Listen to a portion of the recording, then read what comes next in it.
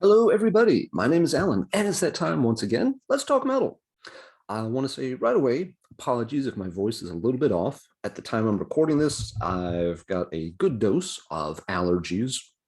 So if I sound a bit funny or kind of have to cough and sneeze my way through this a little bit, I beg your pardon. But still wanted to take the opportunity to record a video. Tonight's topic is something that came up in the chat from one of my recent videos, and we got to talking about different variants of some records where the band put it out in a couple of different forms, not necessarily just like different pressings and certainly not reissues, but where there were legitimately some changes that you could get it this way or that way. Now these days, this has become relatively common, especially on vinyl, where you can get it on 5 different splatter patterns and things like that. But when you go back to the early 80s, this was often relatively rare. And so I thought tonight I'd pull out some variants that I own and show them off. For some collectors, they're kind of fun to look at and see, the different versions of a record that got made. And I figured what better place to start than in the new wave of British heavy metal. Because, hi, I'm Alan. That's what I talk about a lot. So I've got some cool ones to show off. There are actually a lot of different records that got released with the variants during the new wave of British heavy metal. I certainly don't own all of them. There's probably a lot that I don't even know about. So there'll be plenty for us to talk about in the comments down below. Without further ado, let's go ahead and get started with one of the really famous ones that actually came in 3 versions, and that is the first Diamond Head album, Lightning to the Nations, one of the real touchstone releases from that entire era, had a huge influence on a ton of bands, including, of course, Metallica. The original pressing of Lightning to the Nations came in just a plain white sleeve that was signed by various members of the band when they were packed up or given away. And it just has plain white labels. And this is why it's called the White Album. There's literally no identifying marks on the thing anywhere. There's no logo, there's no track list, there's no nothing. The band, reportedly basically just thought of this as a demo, that these were really pressed up mainly to send out to record labels and such to try to drum up interest in the band. Well, it was a very popular item, and so the band ended up having to make up another batch of them, which once again, the second pressing came in a plain white sleeve. Now this particular copy has more signatures, but again, the number of signatures on each copy just varies. It literally just depends on who was standing around at the time. But the second batch did have printed labels. So it actually had a little logo, it had a proper track list, it's credited to Happy Face Music and all that. So this one gave a little more information about the band. Since the first batch had done so well, they realized that, yeah, this might be going somewhere. Maybe we should at least put our name on it. That's a good idea, usually. All right. Then the album, also, there's a third version. This is the one that most people are familiar with, where it's kind of got, this burning map cover. This was pressed by a German record label called Wolf Records. And there was always dispute about whether this was legit or not. There were a lot of contentions that the label didn't have all the permissions needed to actually press this version. But it was the version that, had the largest print run and thus got into, the hands of most fans out and about in the world. So yeah, Lightning to the Nations has those 3 different variants that you can collect. And again, collecting variants isn't for everybody. It's quite okay to just get one version, one copy of an album. It's all you really need. But some people really do like getting some of these versions. I don't get every variant I come across. It usually has to be an album that I'm very fond of for me to get multiple versions and copies.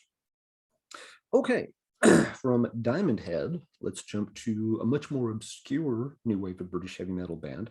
This is one called Damascus. And they only released one 12-inch EP back in the day. This one came with 2 versions as well. Now, not a lot to say about Damascus since they had pretty limited output.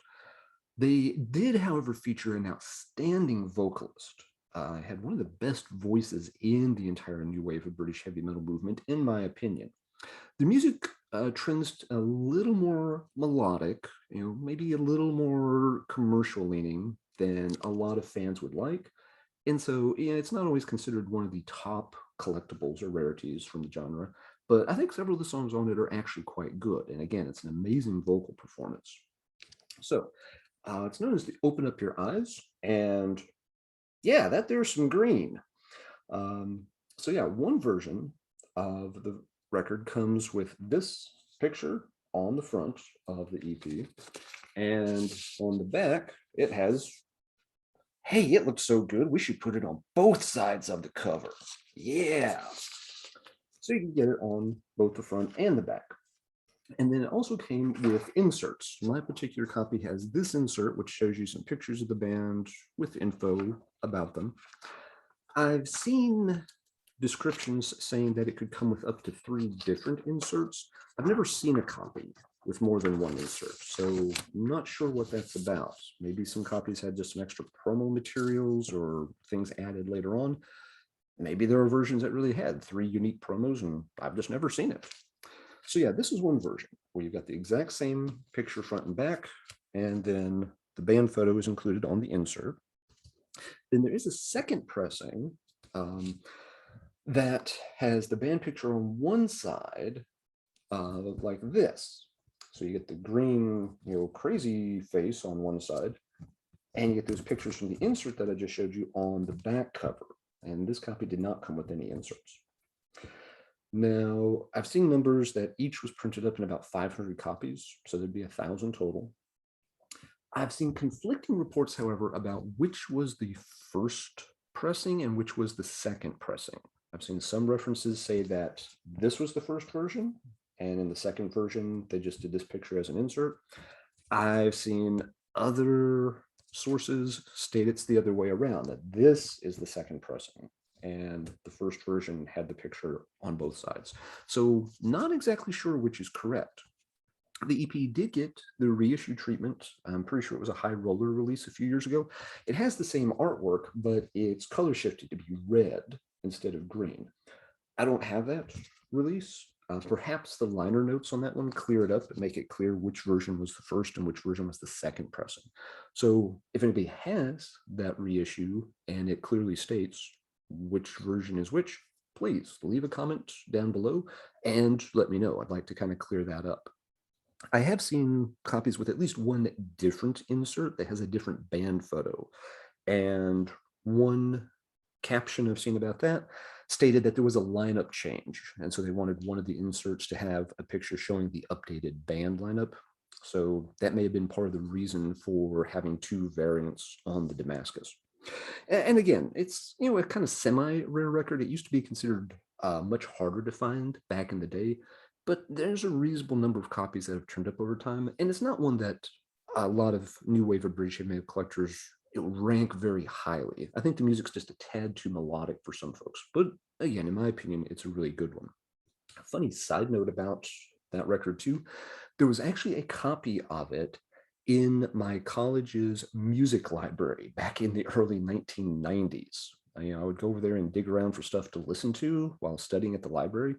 And lo and behold, they actually had a copy of this obscure new wave of British heavy metal EP in their collection. I have no idea how they ended up with such a thing. I always wished there was a way I could have, bought it from them or snuck it out in my chemistry book or something. But for all I know, it's still sitting there in the stacks today. More than likely, they probably took it and donated it to Goodwill or something, which is kind of sad to think about.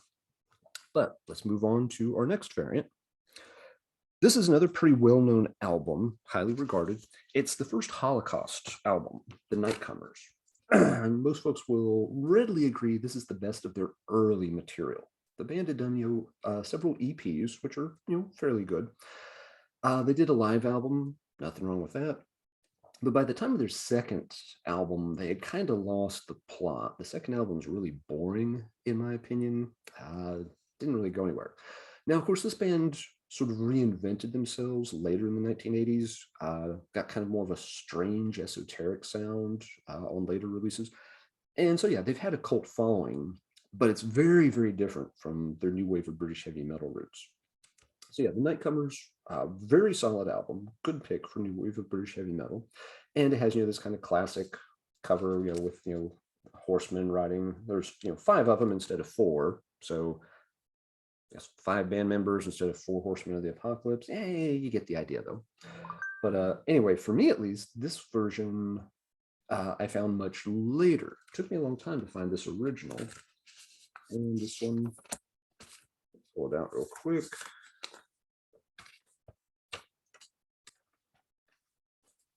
There we go. This one's on the Phoenix label. But when it got pressed elsewhere, there was a slight variation made. Here's a pressing. This is the first one I got. It's on Lark Records. Turn it around so you can actually read it. And if I remember right, this is a Danish pressing. And the Danish pressing, same track list, but they made some alterations to the color scheme on the cover, so that now the horseman and the logo are in this kind of almost hot pink color instead of the light blue. It adds a little more pop, a little more color to the cover.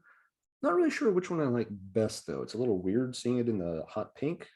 But again, since this was the first copy I ever saw and the first copy I ever got, I'm kind of used to it. The light blue version is the one that always looks a little odd to me because I didn't pick that one up until much, much later. So yeah, this is a case of where when this showed up on a different label in a different territory, we got a little reworking to the cover art. All right, up next, we've got one of the kind of cult classic EPs from the era. I've heard Ken from over at Ken's Death Metal Crypt talk about this one at times. It is Parallax's White Lightning EP. It's a 12-inch EP, 3 tracks. Pretty good, rumbly, basic new wave of British heavy metal. This one came out right in the summer of 1980, kind of when the new wave of British heavy metal was really sort of at its peak and generating a ton of interest. So it's always been sort of connected, to that high time of the entire movement. Another little thing, it's got kind of simple but cool looking skull cover. These were pressed up on green vinyl. To my knowledge, there was no black vinyl variant. They were all on green, so it looks kind of cool, but it's not an especially rare version because it's the only version. And it's on Reddington Records with red print. There are a couple of other versions of this one that show up. There are some promo copies which just have like a small plain white cover with like a band sticker with a different logo for Parallax. It's not written in the same font. But again, that's just sort of labeled as promo copies. But there was another version that was actually released as well. And it also has more of a plain white cover, but there's a small illustration of like a dragon kind of in the top center of the cover. And I don't have that one to show you because I've never been able to track it down. It's one I wouldn't mind picking up sometime, but the dragon variant is harder to come by. This is another one of those that's, these days considered one of those kind of maybe tier 2 rarities in the genre. Some folks like the tracks on this one quite a bit. Others feel that maybe the band needed to practice them a few more times before they actually went and recorded them. But yeah, it's another cool piece of new wave of British heavy metal history that has a couple of different versions that'll turn up when you're looking out in the wild. All right, last one that I'll show off here for the 12-inch stuff is the first Tokyo Blade album. The Tokyo Blade is a band that some folks really love, and some folks really don't. Their early stuff I thought was quite good. They were sort of trying to thread the needle between being heavy enough for the metal crowd, but still having enough commercial appeal to get over, and maybe go on to superstardom. I read a summary of the band once that kind of compared them to, they were trying to take the best elements of Iron Maiden and Def Leppard and kind of walk that line right in between those two styles. And I think that's a pretty good description of what they were doing in their early days. So they had some singles and stuff, which I'm going to talk about, but I want to save those for another video. Again, allergies making it a little hard to talk tonight, so I want to keep this one relatively short. We'll do another round of new wave of British heavy metal variants, looking at 7-inch stuff, but I'll save that for next time. But yeah, the first full Tokyo Blade album came in a couple of variations as well.